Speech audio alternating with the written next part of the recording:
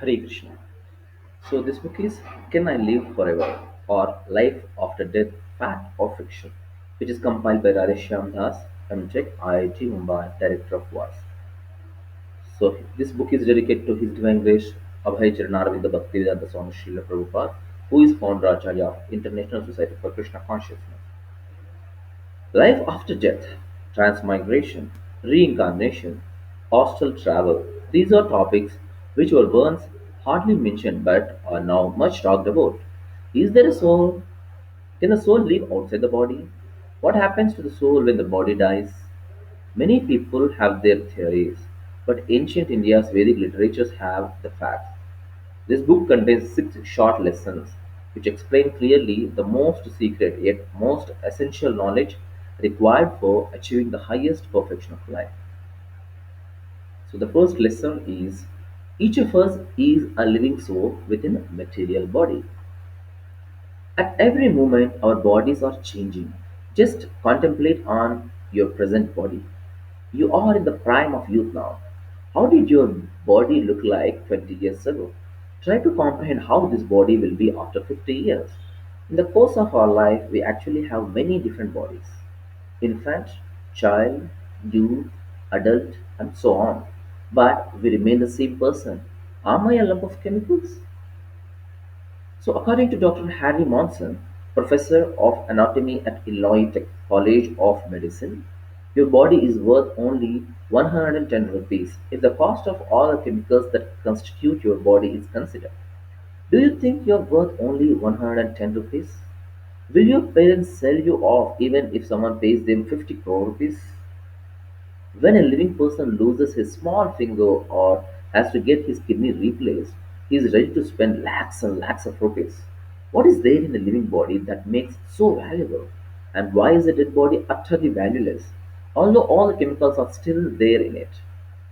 The most fundamental knowledge delivered by Sri Krishna to Arjun in Bhagavad Gita is that we are not these bodies, we are spirit souls. The body is only mere temporary covering or dress. The soul, living force, is present in the plants, animals, and human beings. Wherever there is life, there must be a soul, because the soul is life.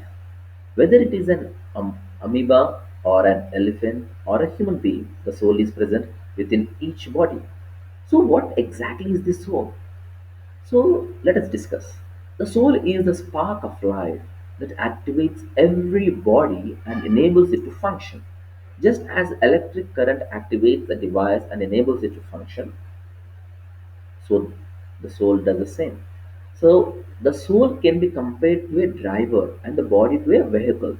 The soul is the spark of life that makes the body appear alive.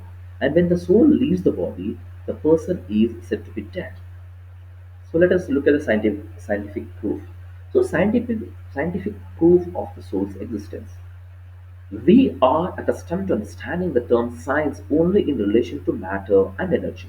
There is, however, a higher dimensional science that deals with the subject of the soul and spiritual energy. By nature, spirit is transcendental to matter. In other words, the soul is intrinsically beyond material sense perception. The techniques of material science are inadequate to prove the existence of the soul in as much as the ear is incapable of detecting light. The soul can, however, be realized as a higher reality by following the laws of spiritual science. Ultimately, all spiritual truth is revealed and proved from within by experience. Yet, the following points may help us better understand the presence of soul. So the first point is common sense. It looks funny, but it is. So let's go. When a person dies, we say he has passed away. Now, who has passed away? The body of the person still lies there. The fact is that the source of life, the soul, he has passed away from the body, and therefore the person is now called dead. And second one is intuitive understanding. So we have an intuitive understanding that the real self, the I, is distinct from the body, mind, and intelligence. We speak in the terms of my hand, my head, etc. This way, we can start from the top of the head down to the tip of the toe and say every part of this body is mine. This indicates that these things belong to somebody, an owner. The eyes, ears, and brain are merely organs through which we see, hear, or think. These organs in themselves cannot do any activity. There are eyes, ears, and a brain even in a dead body too. The activities have stopped because the driver, the soul, has left the body. And the next one is consciousness. There is consciousness in a living body. Just like the sun spreads heat and light all around, the soul spreads consciousness all around the body, from the tip of the toes and fingers to the top of the head. It is this consciousness that enables us to think, feel, move, and so on. Thus, consciousness is the symptom of the soul. Consciousness is what distinguishes a dead body from a living one. A machine can easily be built to respond to red light with the statement, I see red light. But does the experience of seeing red light accompany this mechanical response?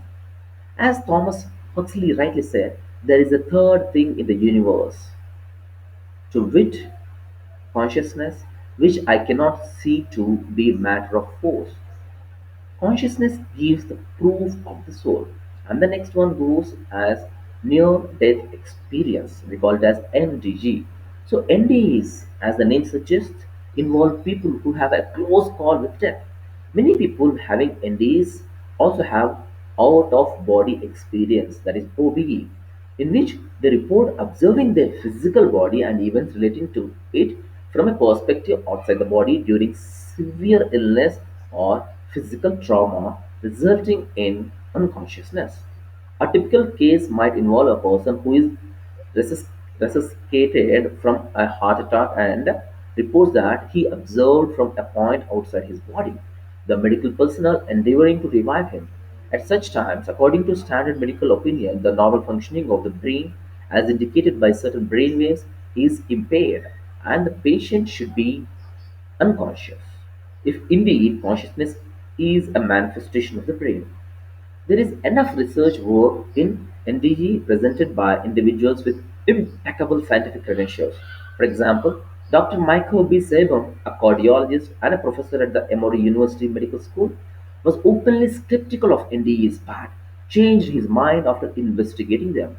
Based on rigorous research, Sabum writes, if the human brain is actually composed of two fundamental elements, the mind and the brain, then could the near-death crisis event somehow trigger a transient splitting of the mind from the brain in many individuals? The out-of-body hypothesis simply seems to be fit best with the data at hand. Could the mind which splits apart from the physical brain be, in essence, the soul, which continues to exist after final bodily death? According to some religious doctrines, as I see it, this is the ultimate question that has been raised by reports of the NDEs. And the next one goes past life memories. Rigorous unbiased studies have been carried out by serious researchers on past life memories. Dr. Ian Stevenson, Carlson Professor of Psychiatry at the University of Virginia, has extensively investigated spontaneous reincarnation memories recounted by children.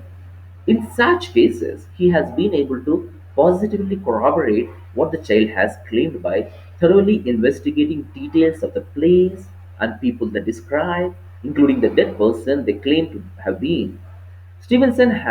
Has assembled numerous accounts and verified them, always taking great care to screen out fabrications. His studies give convincing evidence that the conscious self can travel from one physical body to the next. Clearly, when one body dies, the contents of its brain are destroyed, and there is no physical process by which they can influence the contents of another brain. The simplest interpretation is that the conscious self must be an entity distinct from the brain. Is man just a powerful computer or robot?